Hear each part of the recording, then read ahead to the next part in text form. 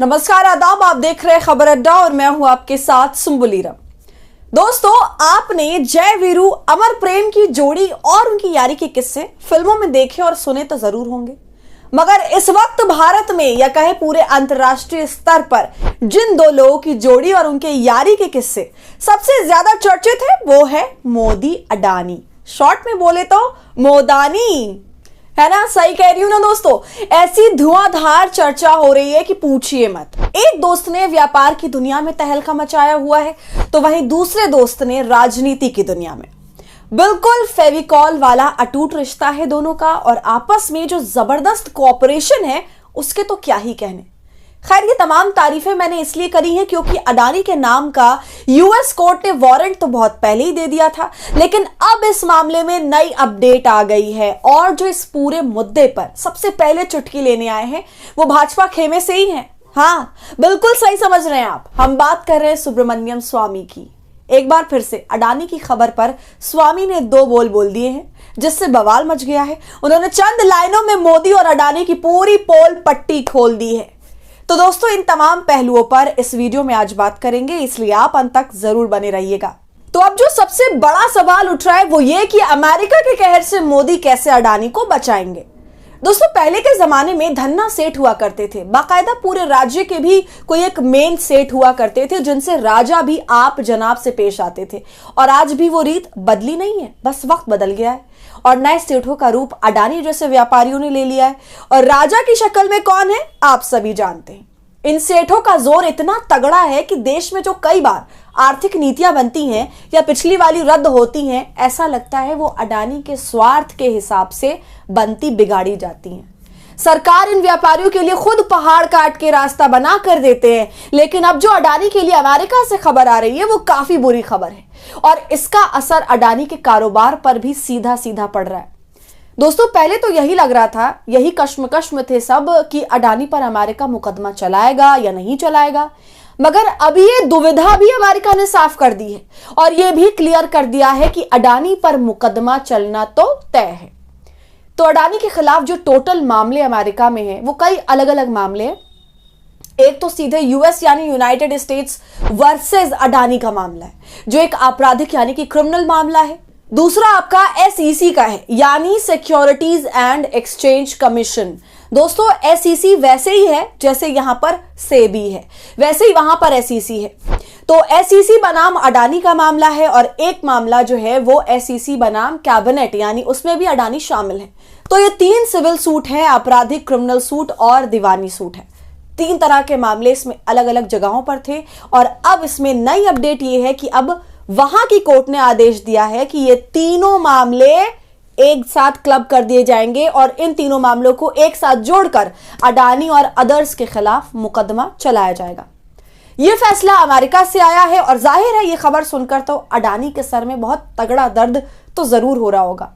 और अब इसी पर वकील प्रशांत भूषण ने खबर पोस्ट करी, साथ में इंडिया टुडे की खबर को अटैच भी किया है और लिखा, गौतम अडानी रिश्वत मामला, न्यूयॉर्क की अदालत ने संयुक्त आपराधिक सिविल मुकदमे का आदेश दिया।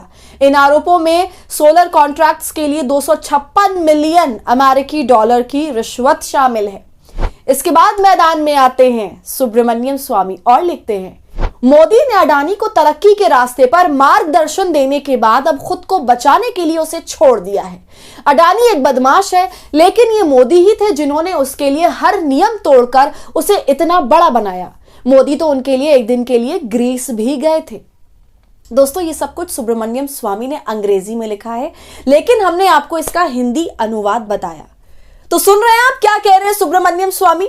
उन्होंने कहा कि पहले तो मोदी ने अडानी के लिए सारे रास्ते निकाले, सारा काम उनके हिसाब से किया, उनके लिए सभी नियमों को तोड़ा, उनके लिए उनके हिसाब के नए नियम बनाए भी। फिर जब हालात फंसने वाले हो गए तो अब मोदी खुद को बचाने के लिए अडानी को धोखा दे रहे हैं। तो इस तरह सुब्रमण्यम स्वामी ने खुले में मोदी की पोल पट्टी खोल रहे हैं और ऐसा पहली बार नहीं है, इससे पहले भी बहुत कुछ सुब्रमण्यम स्वामी मोदी के बारे में बोल चुके हैं। लेकिन बात तो वाकई सच लग रही है क्योंकि अमेरिका ने अडानी की लंका लगा रखी है, मगर दूसरी तरफ मोदी इस मामले पर सांस ढकार भी नहीं ले रहे, बिल्कुल खुद को अलग कर लिया है। विपक्ष चाहे इस मुद्दे पर जितना भी गरज ले, जितना भी उनसे सवाल जवाब तलब कर ले, मगर मोदी चू तक नहीं कर रहा है। बस किसी तरह इस मामले को वो रफा दफा करना चाह रहे हैं। यहां तक कि संसद में भी विपक्ष मोदी के पीछे पड़ा रहा, लेकिन मोदी ने कुछ भी नहीं कहा और संसद सत्र से पूरी तरह से नदारद रहे, भागते रहे इस मुद्दे से। और आज भी यही हाल है। बस यही ढीठ वाली राजनीति भाजपा बहुत वक्त से करती चली आ रही है। उसकी यही रणनीति है कि बात से बात पैदा होती है, इसलिए बात ही मत करो। चाहे गुनाह कितने बड़े हो, उसकी जवाबदेही अपने सर पर मत लो और जितना भाग सकते हो भागो भागो।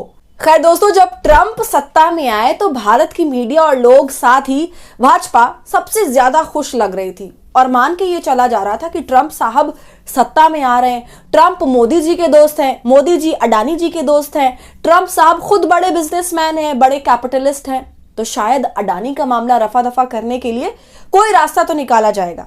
यही मान के लोग चल रहे थे। अडानी जाहिर तौर पर लगातार ये कह रहे हैं कि हमने सब कुछ नियमों के अनुसार किया है, हमने कुछ भी गड़बड़ नहीं की। लेकिन चाहे वहां का स्टॉक एक्सचेंज हो या फिर दूसरी संस्थाएं हो जो अडानी के खिलाफ मुकदमे में है, एक पक्ष में है और एक में तो सीधे यूनाइटेड स्टेट सरकार वादी है इसके खिलाफ, यानी अडानी के खिलाफ जुड़ी है। ये सब अडानी को कहीं ना कहीं अपराधी मान चुके हैं। करोड़ों रुपए की रिश्वतखोरी का मामला अडानी के नाम पर दर्ज हो चुका है और अब इस पर मुकदमा भी चलेगा। तो ये जो मुकदमे अलग अलग हैं, इनको अब एक में क्लब कर दिया गया है और पहले भी जो जांच हुई उसके तहत तो अरेस्ट वारंट भी जारी हुआ था और उस जांच में ये साफ साफ सबूत मिले हैं कि अडानी ने घूसखोरी करी है। तो मुकदमा चलना तो लाजमी है, लेकिन दोस्तों अडानी को गिरफ्तार करना इतना आसान भी नहीं है और बहुत जल्दी ये सारा कुछ होने वाला भी नहीं है।